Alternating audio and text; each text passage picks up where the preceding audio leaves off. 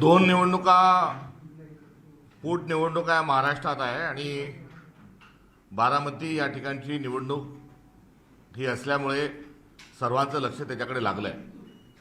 महाराष्ट्रातच नव्हे तर भारतात देखील या पोटनिवडणुकीची चर्चा आहे. एक वैचारिक भूमिका म्हणून काँग्रेस पक्षाने त्या ठिकाणी भारतीय जनता पक्षाशी असणारा विरोध, भारतीय जनता पक्ष लोकशाही विरोधात, संविधान विरोधात जे कार्यरत आहे त्याचा विरोध हा करत असताना आणि सोबतीला निवडणूक आयोग हा देखील भारतीय जनता पक्षाची बी टीम झालेली आहे आणि फ्री अँड फेअर इलेक्शन हे होत नाही, तर दुसरीकडे राजकीय दृष्टिकोनातून देखील वैचारिक लढाई निवडणुकीच्या अनुषंगानं ही लढू दिला जात नाही. या बाबीच्या पार्श्वभूमीवर बारामती या ठिकाणी आम्ही निवडणुकीत अर्ज भरलेला होता.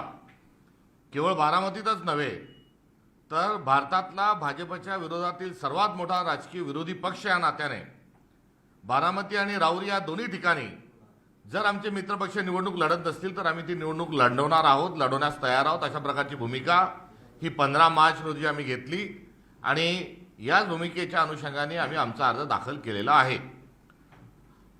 आकाश मोरे हे आमचे काँग्रेस पक्षाचे अधिकृत उमेदवार म्हणून त्यांची निवड झालेली आहे. त्यांनी अर्ज देखील भरलेला आहे. एकूण 6 अर्ज आले. बारामतीच्या शहराच्या मध्यवर्ती ठिकाणी काँग्रेसचं आमचं कार्यालय आहे.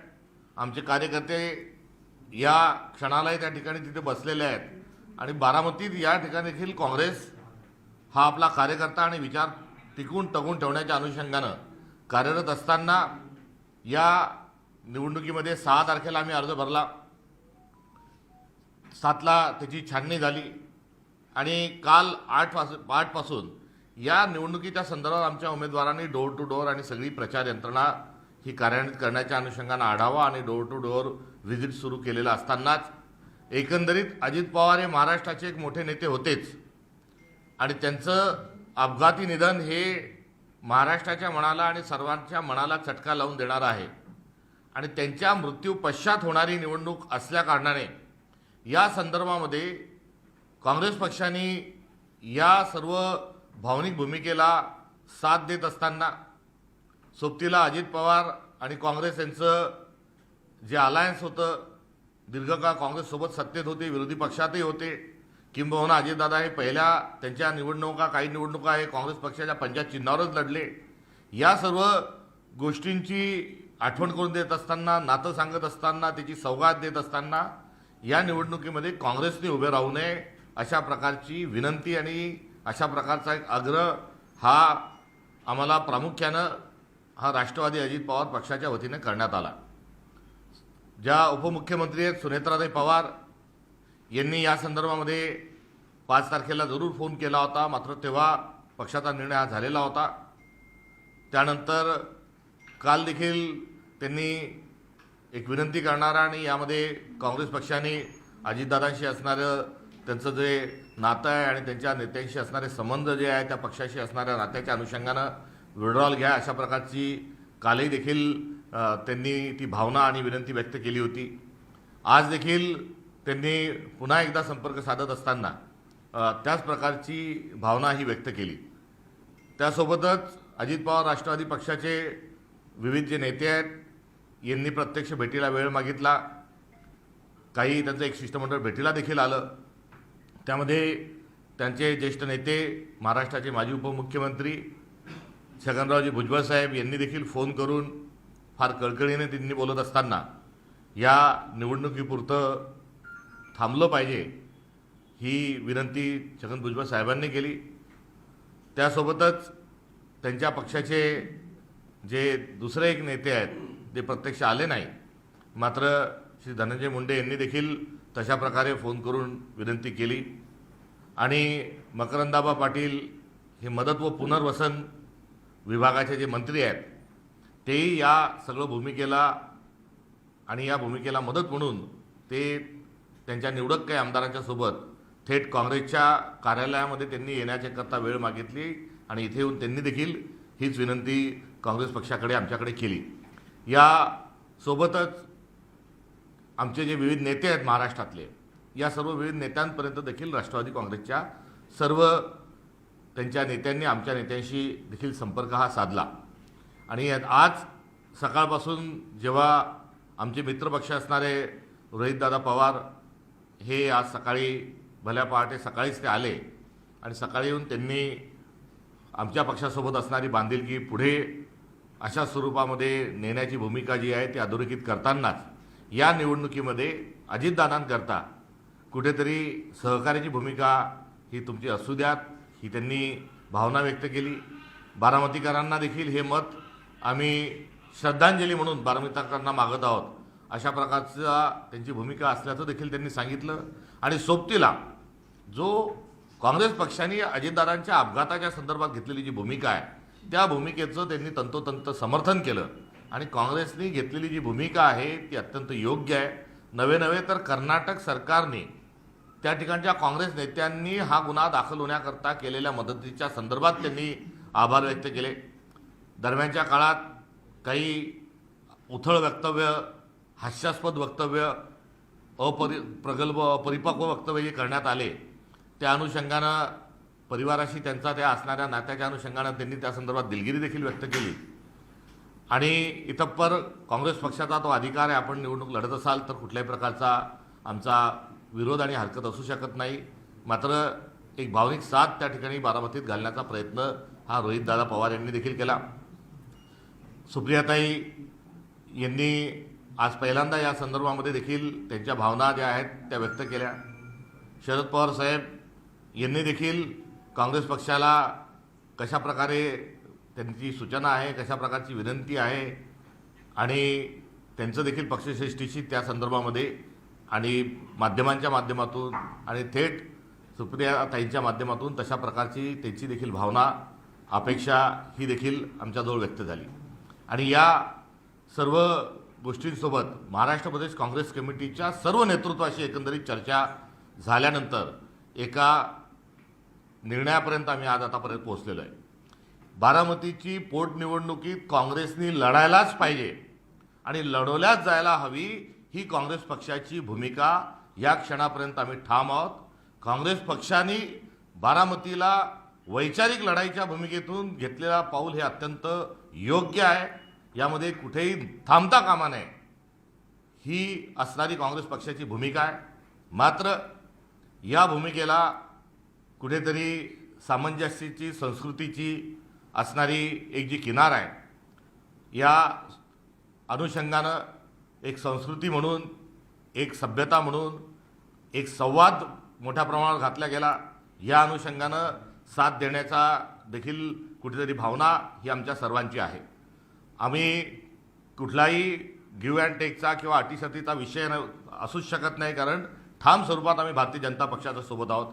आणि अजितदादा हे महाराष्ट्राचं नेतृत्व आहे, ते काँग्रेसच्या सोबत होते, काँग्रेसमध्ये आघाडीच होते. हे जरी खरं असलं तरी भारतीय जनता पक्षासारख्या विषारी आणि विखारी विचारासोबत त्यांनी कुठल्याच परिस्थितीत राहायला नको हवं, त्यांनी त्याच्यासोबत जाता कामा नये. ही देखील काँग्रेस पक्षाची असणारी गतकाळातली आणि आताची भूमिका आणि भावना आहे. साताऱ्याला निवडणुकीमध्ये राष्ट्रवादीच्या सदस्यांना सभागृहात न जाऊ देणे, निवडणुका ज्या आहेत त्या प्रत्येक निवडणुकीच्या वेळेस दमदाटी करणे, या अनुषंगानं त्यांचं भारतीय जनता पक्षासोबत सत्तेत असणं हे कुठेतरी न रुजणार आहे, न पटणार आहे. त्यांच्यामुळे त्यांच्या या भूमिकेचा आम्ही सातत्याने विरोध केला आहे. यावेळेसही आमची तीव्र स्वरूपाची या संदर्भातला असणारा आक्षेप, हरकत ही तशीच्या तशीच आहे. आणि या सर्व बाबींच्या अनुषंगानं या निवडणुकीला आम्ही सामोरं जायलाच हवं होतं. मात्र या एकंदरीत भावनेच्या अनुषंगानं किंवा एक मोठा नेता गमावल्याच्या अनुषंगानं जो विचार समोर आला आणि त्यानिमित्तानं महाराष्ट्राला कुठेतरी एक संवादाचं, सभ्यतेचं एक उदाहरण कुठेतरी स्थापित करण्याच्या अनुषंगानं एक सकारात्मक त्यांच्या आव्हानाला प्रतिसाद देण्याची भूमिका ही काँग्रेस पक्षाने घेतलेली आहे. या संदर्भात महाराष्ट्रातील आमचे तमाम नेते, दोन्ही सभागृहाचे नेते असतील, काँग्रेस कार्यसमितीचे सर्व सदस्य, त्यासोबतच जे प्रदेश अध्यक्ष म्हणून त्यांच्या कारकीर्दीत राहिल्या या सर्वांशी चर्चा झाली. रमेश चेन्नीथलाजी हे महाराष्ट्राचे प्रभारी आहे, यांच्याशी देखील या संदर्भात चर्चा झाली. आज सुनेत्रा वहिनी ज्या आहेत या खरगे साहेबांनाही भेटल्या. खरगे साहेबांकडे त्यांनी त्या संदर्भात विनंती केली. खरगे साहेबांनी देखील आमचे राष्ट्रीय अध्यक्ष जे आहेत त्यांनी आमचं प्रदेश काँग्रेस कमिटी या संदर्भात निर्णय घेईल आणि तुमच्या संदर्भात कुठली दुमत नाही, उलट आपल्या संदर्भात सहानुभूती आहे असं सांगत असताना त्यांनी सकारात्मक साथ ही कुठेतरी खरगे साहेबांनी दिली. आणि पक्षश्रेष्ठीशी आमची जी चर्चा झाली या चर्चेच्या अनुषंगानं भारतीय जनता पक्षाचा आमचा असणारा विरोध हा कायम स्वरूपाचा आहे. राष्ट्रवादी अजित पवारांचा गट हा भारतीय जनता पक्षाच्या सोबत असल्याच्या संदर्भात देखील आमचा तीव्र शब्दात त्यांचा निषेध आहे. त्यांनी अशा विषारी आणि विखारी पक्षासोबत राहू नये, कुठल्याही प्रकारची सत्तेसाठी लाचारी ठेवू नये, ही देखील भूमिका आमची अबाधित आहे. तर अजितदादांसारखा एक मोठा नेता हा अपघातामध्ये घातपातामध्ये मृत्यू झाल्यानंतर साधी गुन्ह्याची नोंद होत नाही, हे महाराष्ट्राचं दुर्दैव आहे. आणि त्यांच्या एकंदरीत घातपाताचा अपघाताचा तपास केला जात नाही. कुठे CIDकडे फोटो दाखवल्या जातात, अजून काही दाखवल्या जातात, यात काही होत नाही. सुनेत्रा वहिनींनी हा तपास CIDकडे काढून हा CBIकडे द्यावा, त्याचं काही होत नाही.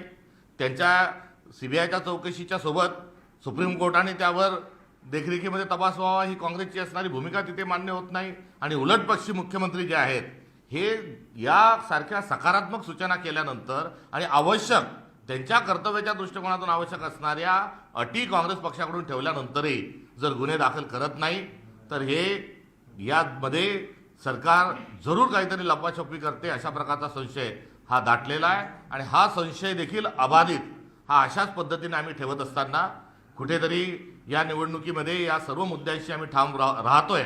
मात्र या निवडणुकीमध्ये आमचा उमेदवार जो आहे तो तिथे बारामतीमध्ये उभा राहणार नाही, करिता आम्ही आमच्या उमेदवाराची माघार जी आहे ती घेत आहोत. आणि मोठी लढाई जी आहे ही मोठी लढाई 2029ला ही होणार आहे. ही सभ्यतेच्या सुसंस्कृतपणाच्या अनुषंगानं या निवडणुकीतून आमचे जे उमेदवार आहेत आकाश मोरे हे माघार घेतील अशा प्रकारची त्यांना सूचना देण्यात आलेली आहे. तत्पूर्वी बारामतीच्या सर्व उमेदवारांच्या सोबत आम्ही व्हिडिओ कॉलच्याद्वारे त्यांच्याशी बोललो, त्यांच्याशी देखील चर्चा केली. त्यांची देखील यामध्ये काय भूमिका आहे, भावना आहे हेही जाणून घेतलं. पक्षातलं काय म्हणणं आहे, इतरांचं काय त्यामध्ये आपल्याजवळ केलेलं आव्हान आहे याचाही त्यांच्याजवळ लेखाजोखा मांडत असताना त्यांनी पक्ष जो निर्णय घेईल तो मान्य आहे हे सांगत असताना त्या ठिकाणी आगामी काळात पक्षाची लढाई आम्ही लढत राहू हा देखील त्या 72 आमच्या कार्यकर्त्यांनी जो त्या ठिकाणून आम्हाला संदेश दिला आणि जो ठाम निर्धार केला आहे त्याबद्दल मी त्यांचं अभिनंदन करतो. बारामतीसारख्या राजकीय दृष्टिकोनातून अनुकूल नसलेल्या आणि प्रतिकूल असलेल्या परिस्थितीत असे 72 कार्यकर्ते आमच्या जवळ आहेत याबद्दल मी अभिमान व्यक्त करतो. आज आम्हाला 2 पावलं ही सभ्यतेच्या अनुषंगानं कुठेतरी मागे घ्यावे लागत असले तरी 2029ला बारामतीमध्ये काँग्रेस पक्षाचा आमदार राहील ही या निमित्तानं मी आपल्या सर्वांना ग्वाही देतो.